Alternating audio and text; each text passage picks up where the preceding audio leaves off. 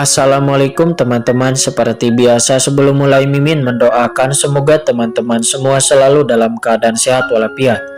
Oke, kali ini kita akan melanjutkan Martial Master versi novel bagian 1717.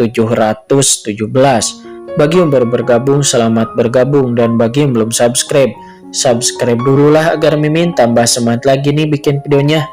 Oke, kalau sudah kita langsung masuk ke isi ceritanya.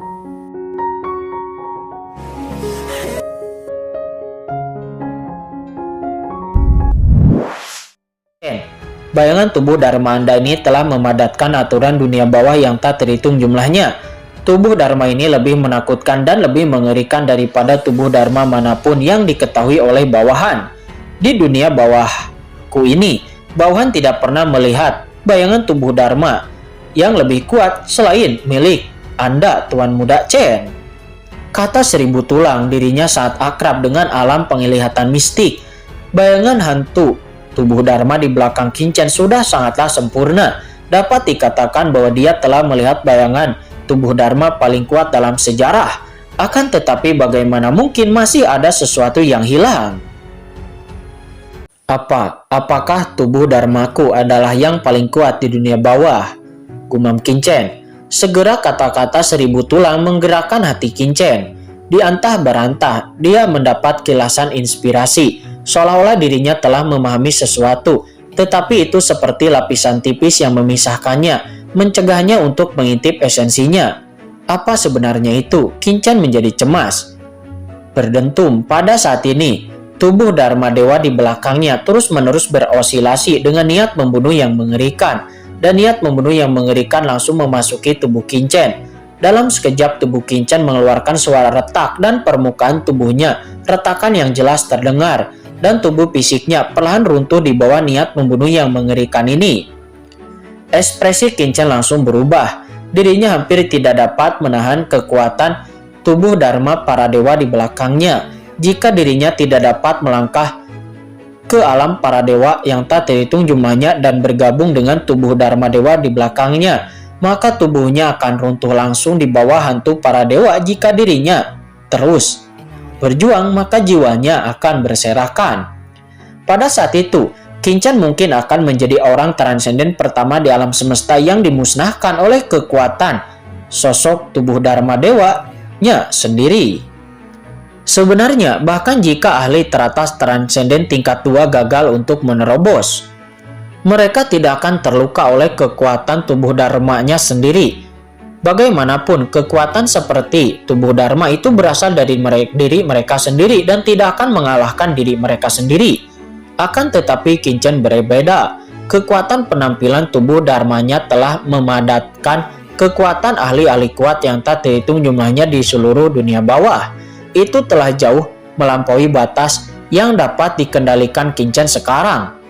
Kecuali jika berhasil menerobos, sangat mungkin itu akan terkoyak oleh kekuatan tubuh Dharma Dewanya sendiri. Sialan, aku tidak bisa terus seperti ini, kata Qin-Chen, matanya tenggelam. Dirinya tidak punya pilihan selain membangunkan Kaisar Agung Yaoming secara paksa. Karena dengan identitas dan kekuatan Kaisar Agung Yaoming, dirinya mungkin tahu sesuatu.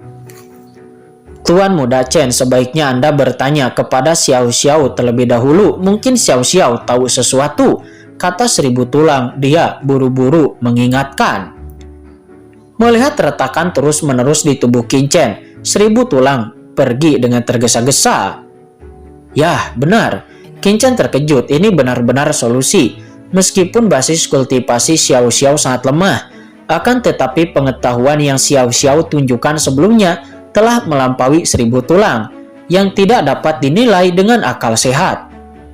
Dengan sebuah pikiran dalam benaknya, pikiran spiritual Qin-Chen langsung menembus masuk ke dalam dunia kacau hanya untuk melihat fluktuasi spasial berkedip, dan gadis kecil Xiao Xiao itu tiba-tiba muncul di depan Qin-Chen. Xiao Xiao, cepatlah dan lihat apakah ada sesuatu yang hilang dalam tubuh Dharma Chen Shao, kata Seribu Tulang. Dia buru-buru berkata. Dan saat dia muncul, niat membunuh yang mengerikan meledak dari tubuh Dharma yang melewati tubuhnya, menepis gaunnya, tetapi itu tidak menyebabkan sedikit pun bahaya padanya. Bayangan hantu tubuh Dharma Dewa, Gadis kecil itu berkata dengan curiga, Itu adalah sosok agung di belakang Tuan Muda Chen, kata Seribu Tulang. Mata hitam besar dari gadis kecil itu pun menatap sosok tubuh Dharma hantu di belakang Qingchen. Ketika dirinya melihat ini, dirinya tiba-tiba merutkan kening dan berkata, Kakak, mengapa hantu di belakangmu begitu tak bernyawa? Mematikan dan tak bernyawa? Ya benar, gadis kecil itu mengangguk. Ketika aku menatap kakakku sambil tersenyum, aku bisa merasakan bahwa tubuhnya penuh dengan kehangatan, seolah-olah akan memancarkan cahaya, meka dengan cahaya dunia bawah. Membiarkan Xiao Xiao merasa sangat baik, akan tetapi kakak, hantu di belakangmu tidak bernyawa. Itu tidak berbeda dengan orang lain di dunia bawah ini. Di mata Xiao Xiao, kakak tidak seperti ini. Boom, kata-kata gadis kecil itu jatuh ke dalam pikiran Qingchen dan itu seperti guntur bergema di benak Qingchen. Tak bernyawa, cahaya yang luar biasa. Tubuh Qingchen pun bergetar dan dikombinasikan dengan kata-kata Seribu Tulang sebelumnya. Itu seperti pencerahan ilahi dalam pikirannya dan cahaya spiritual langsung menyala padanya. Aku mengerti. Akhirnya aku mengerti. Qingchen bergumam menatap gadis kecil itu dengan gembira. Xiao Xiao, terima kasih. Kata Qingchen, kakak, kamu tidak perlu berterima kasih padaku. Xiao Xiao baru saja mengungkapkan perasaannya saja. Tetapi jika itu bisa membantu kakak, Xiao Xiao akan sangat senang. Kata gadis kecil itu, dia tersenyum. Senyumannya sangat cerah dan bersih. Kemudian Qingchen mengangkat tangannya. Segera gadis kecil itu menghilang dan kembali dimasukkan ke dalam dunia kacau. Setelah gadis kecil itu menghilang, Qingchen mengangkat kepalanya dan menatap sosok hantu tubuh Dharma di belakangnya. Matanya tenang, tidak lagi cemas seperti sebelumnya. Tuan Muda Chen, apa yang kamu mengerti? Apa yang terjadi? Kata Seribu Tulang. Dia bertanya dengan wajah bingung. Gadis kecil itu tidak mengatakan apa-apa sebelumnya. Apa yang dimengerti oleh Qingchen? Ini penggabungan yin dan yang, kata Qingchen. Dia melontarkan 4 kata. Apa maksudmu? Kata Seribu Tulang. Dia masih menggaruk kepalanya, masih bingung. Dengan IQ-mu yang rendah itu, sulit untuk menjelaskannya, kata Qingchen. Dia mengatakan sesuatu dengan acuh tak acuh, lalu berhenti berbicara. Pada saat ini, Qingchen sudah mengerti mengapa dirinya masih belum bisa menerobos ke tingkat 2 transenden, karena dirinya berasal dari lautan kosmik. Yang dimilikinya itu adalah tubuh fisik dan kekuatan dunia. Tetapi, hantu para dewanya semuanya berevolusi sesuai dengan kekuatan aturan dunia bawah. Lalu, bagaimana hantu tubuh Dharma Dewa dunia bawah dapat sepenuhnya menyatu dengan tubuh fisik dari dunia yang berbeda? Karena yin harus diintegrasikan sehingga dia benar-benar dapat melangkah ke ranah para dewa yang tak terhitung jumlahnya. Memikirkan hal ini tanpa ragu, Qingchen langsung melepaskan sumber asli di lautan di tubuhnya dalam sekejap. Berdentum, aura mengerikan dari dunia yang tiba-tiba memasuki Gunung Ringe. Untuk menyembunyikan dirinya sebelumnya, Qingchen telah menyembunyikan asal-usulnya di dunia ini sejak dia datang ke dunia bawah. Dan yang dia tunjukkan hanyalah kekuatan dunia bawah yang berada di bawah kendalinya. Namun pada saat ini, Qingchen benar-benar melepaskan kekuatan yang tanpa ragu-ragu. Tuan Muda Chen, apa yang sedang kamu lakukan? Melihat ini, Seribu Tulang berkata dengan cemas, kekuatan yangmu terlalu kuat. Jika kamu melakukan ini, kamu akan menarik kekuatan dunia bawah. Ini seperti menyalakan obor di kegelapan di mana Anda tidak dapat melihat jari-jari Anda sendiri. Itu pasti akan menerangi malam yang gelap dan akan dapat dilihat oleh semua praktisi hebat. Tidak, aku harus menutupi Tuan Muda Chen, kata Seribu Tulang. Dia buru-buru terbang di atas kekosongan yang tak berujung. Malam abadi datang. Boom. Aura kematian yang gelap dan mengerikan merasuki tubuh Seribu Tulang. Seperti langit yang gelap menyapu segala arah, menutupi kekosongan dalam jarak 1 juta mil dan langsung menutupi tempat di mana Qingchen berada. Gumpalan kekuatan yang bersinar di tubuh Seribu Tulang dan ada suara terbakar dan gumpalan asap hitam juga mengepul. Rasa sakit yang tak berujung datang dari jiwa seribu tulang. "Sialan, hentikan untukku," kata seribu tulang. Dia meraung. Meskipun gelombang rasa sakit terus melewati jiwanya, menyebabkan jiwanya kejang dan gemetar, tetapi dia tidak gentar dan dia terus melepaskannya dengan kekuatan jiwanya yang tersisa. Segera akhirnya, kekuatan kematian pun berubah menjadi domain malam abadi yang tak berujung, menutupi kekosongan dalam jarak 1 juta mil, menutupi aura matahari Qinchen yang saat ini sedang mekar.